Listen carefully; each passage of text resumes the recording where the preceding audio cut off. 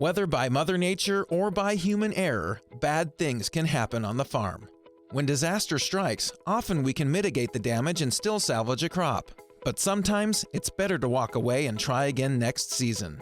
Determining which path to choose is often very difficult. Ryan, every year provides different challenges for farmers. Sometimes we have a mess to fix, right? So maybe it's frost took all the buds off my apple trees. Well, now what do I do? Maybe it was a hail event, maybe it was a heavy rain event and some flooding, maybe it was a drought. There's a lot of reasons that we might end up in the season. We've already spent a lot of money to get that crop up and going, and now we have a mess to fix. Help me make a decision on going forward. Well, something we have to look at too there is, while you hit on all Mother Nature, we may have some stuff that's just accidental.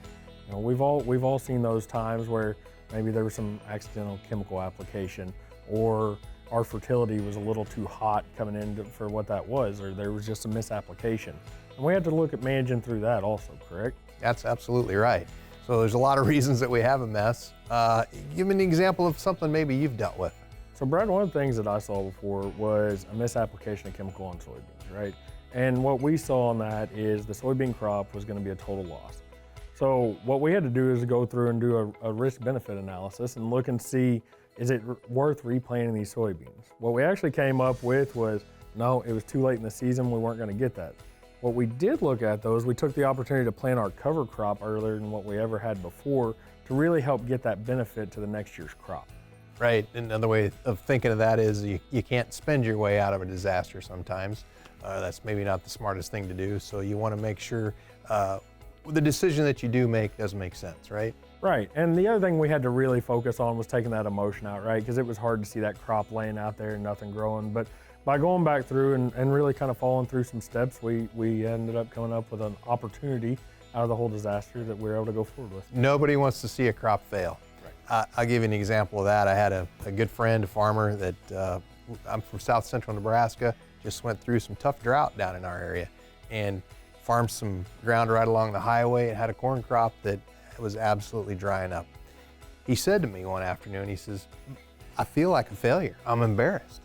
And it wasn't any fault of his, but again, nobody wants to fail, but he also knew that there was no way to salvage that crop. Mother Nature didn't cooperate, so he knew nothing you could do but pull the plug and walk away. Right, so kind of bringing this back around, right, is what we really have to do whenever there is a mess is we really have to take the time to actually analyze what we need to accomplish with that crop that year. So do we need to pull the plug and say that's it and move on to the next year's crop? Yeah, there's opportunity in that. Or maybe it's something that we can just do some management practices to help pull that crop back up. Right, after a hail event, maybe if the crop isn't damaged too bad, you can come in with a foliar application and maybe not spending a whole lot of money, but enough to revive that crop and salvage, you know, what the season can still provide. That's a great story, Brad. As we've all seen, we have these on-farm disasters that we have to manage through.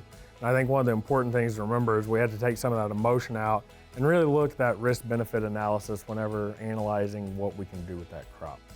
Sometimes we just have to face facts and move on with it, and that's okay. If you need help fixing a mess or managing a disaster, reach out to us at agriliquid.com.